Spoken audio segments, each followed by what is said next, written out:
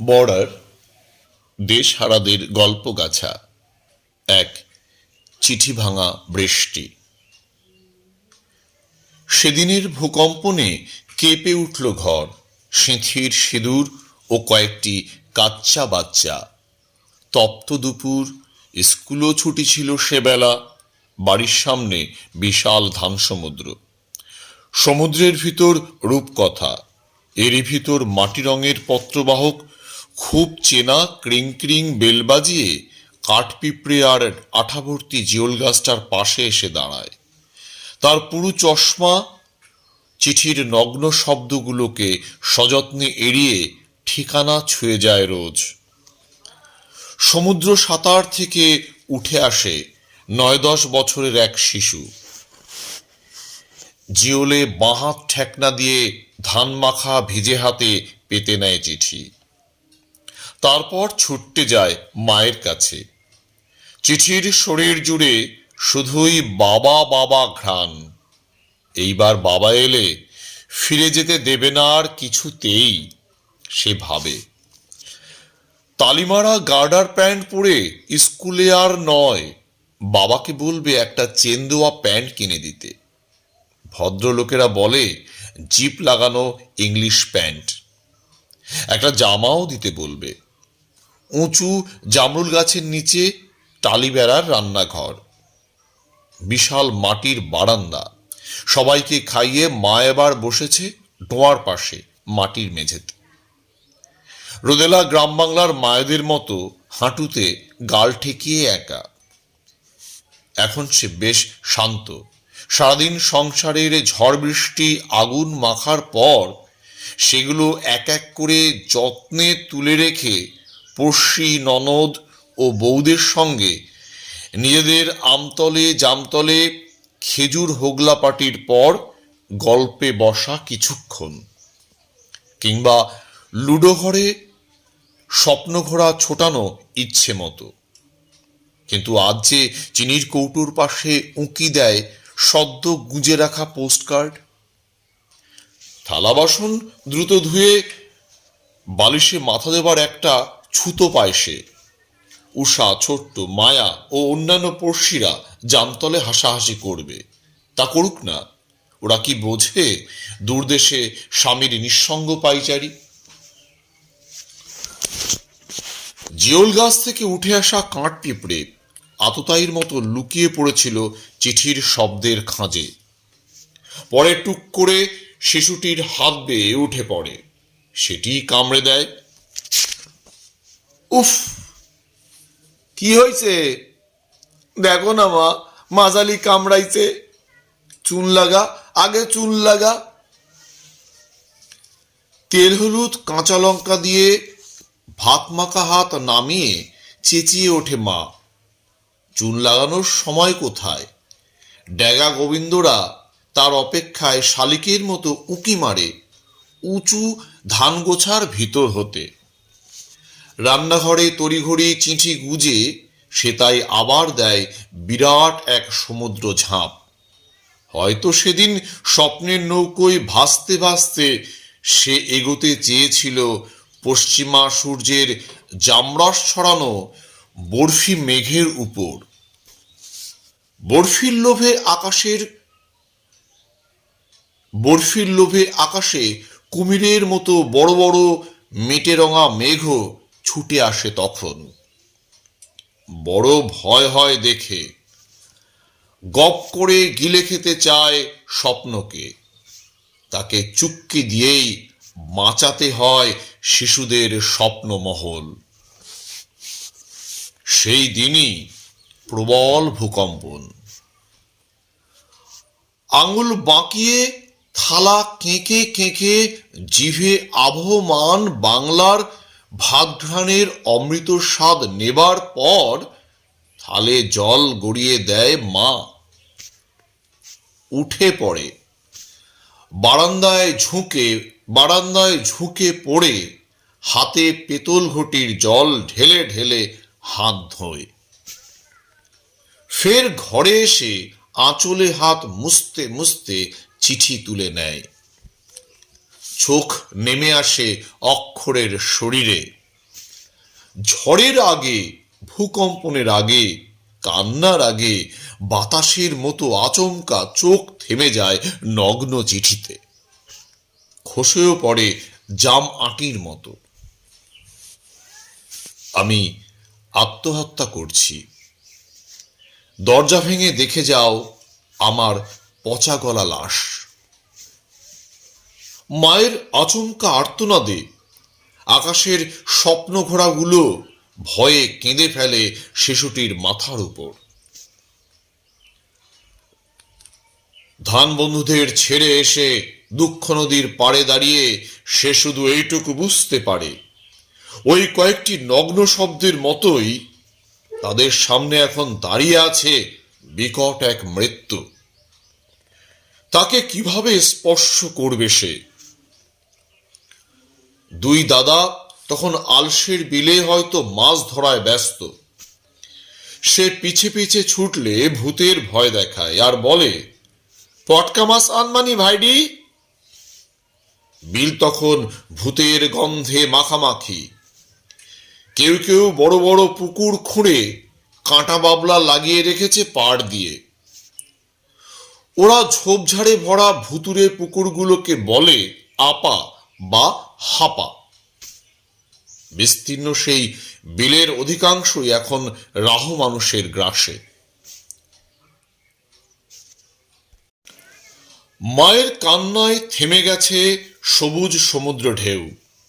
গোয়ালের সামনে হাঁটু মুড়ে বসে জাবর কাটছিল ধলি। হঠাৎ সে উঠে পড়ে, মুখ থমথমে। সকালে মানিক পীরের থান হতে ফকির এসে গেয়ে গেছে গান। কাঁধে তার বহু তালিমারা ঝোলা। গোয়ালে বসে হাতের চামড় দুলিয়ে দুলিয়ে করে গেছে গৃহস্থের মুশকিল আসান।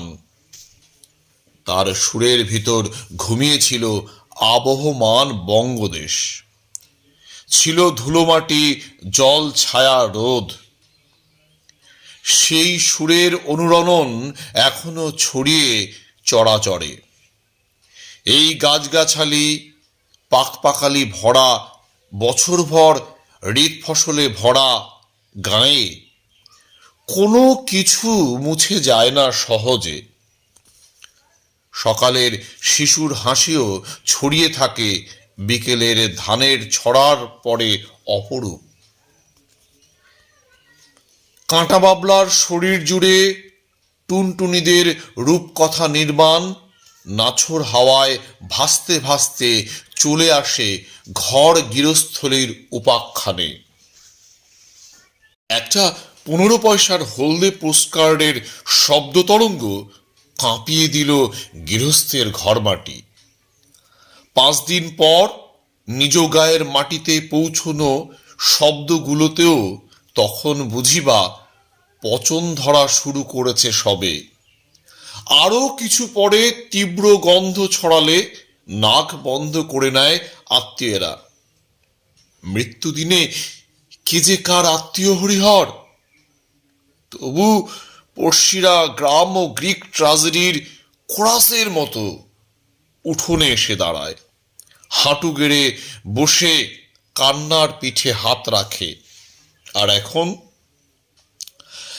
এখন দূর দেশে যেতে হবে তাকে, লাশ কাঁধে তুলতে হবে। আছে পুলিশি ঝুঁকি কে নেয়? বন্ধু ও আত্মীয়ের তালিকা তো অনেক অনেক বড়। তবু ভাঙনের দিনে, কম্পনের দিনে, উঠোন ধুলোয় কান্নার দিনে কে খুঁজে পায় কাকে? অতএব এখন বড় দুজনকে ঘরে রেখে ছোট ছেলের হাত ধরেই মর্গের সন্ধানে পরদিন সকালে শিয়ালদায় দাঁড়িয়ে মা। 9 নম্বর প্ল্যাটফর্ম থেকেই তো জম্মু তাওয়াই শিয়ালদা এক্সপ্রেস ছাড়ে। সেখানের মিলিটারি কামরায় উঠে পড়ে দুজন। জানলার পাশে শিশুটি, ওপাশে পুরনো প্রকাণ্ড ব্রিটিশ দেওয়াল। দেওয়ালের ওপাশের প্ল্যাটফর্মে দুপা কাটা এক কিশোর ভিখারি ফুল প্যান্ট পরে, তার পাহীন প্যান্টের ভিতর পা ঢুকিয়ে দিচ্ছে একজন পাওয়ালা ভিখারি। কিশোরটি জোরে জোরে চিৎকার করছে, খিস্তুচ্ছে, বেশ মজা পাচ্ছে অন্যজন। ওদের পাশবিক আনন্দ খেলা চলছে। এদিকে এদিকে ট্রেনেরও চলন শুরু। চলতে চলতে সবুজ থেকে প্রায় সবুজহীন দেশে ঢুকে পড়ছে ট্রেন। বাতাসে লাল ধুলো ওড়ার পর এবারে শুধু কয়লা ধুলো। সারাদিন পর সন্ধ্যের মুখে ট্রেন থামে ধানবাদে। দুজনে নেমে পড়ে। ট্রেন বেশ লেট আজ। স্টেশন থেকে রিক্সা ভ্যানে চলে আসে ভুলি মোড়ের ফ্লাইওভারের নিচে, টেম্পো স্ট্যান্ডে। এখানে কয়লা শ্রমিকদের জন্য খাটারা বাসগুলো মাঝে মাঝে দাঁড়ায় এসে হাঁক দেয়। সেদিন ছিল না একটাও। একটা টেম্পোতে উঠে পড়া অবশেষে। টেম্পোতে ঢুকে পড়েছে যেন গোটা বনগা লোকাল। মৃত্যুপথে নিয়ে যাওয়া ছাগলের মতো আর্তনাদে উঁচু নিচু মালভূমি পথ টপকে টেম্পোটি পৌঁছে যায় ব্লক ডির সেক্টর 10-এ।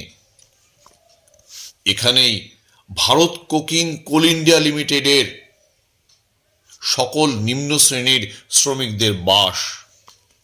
ওরা বলে কোম্পানির কোয়ার্টার। কিছুটা এগিয়েই বাঁয়ে সিঁড়ি, সিঁড়ি দিয়ে উঠলেই বাঁয়ে মর্গ, দোতলায়, কোয়ার্টার নম্বর 115। কেউ রান্নার জন্য কাঁচা কয়লা ভাঙছিল দূরে। শব্দটা বুকে নিয়েই দুজনের সিঁড়ি ভাঙা, স্বর্গ নয় মর্গের। মর্গের সামনে দাঁড়াতেই বিকট গন্ধ তাদের ছুঁড়ে ফেলছিল শটান নিচে।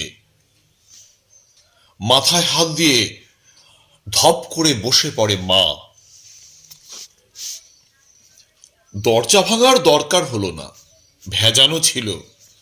বসে বসে ফুঁপিয়ে ফুঁপিয়ে কোন ছবির কথা ভাবছিল মনে মনে সে। এবং শিশুটিও। দরজায় ঠেলা দেয় সেই। মৃদু ধাক্কায় খুলে যায়। দেখে মর্গের মেঝেতে বসে গামছা পরে পচা গলা লাশটি রুটি বেলছে একা। দৌড়ে গিয়ে জড়িয়ে ধরে। শিশুটির কান্নায় ভরে যায় লাশের শরীর। এই লাশটি সেদিন থেকে চেপে বসে আছে শিশুটির কাঁধে। এসেই নির্মম দেশভাগের লাশ। সেদিন রুটি আর কান্না মিশিয়ে ওরা খেলেও অভিমানে মা খায়নি কিছুই।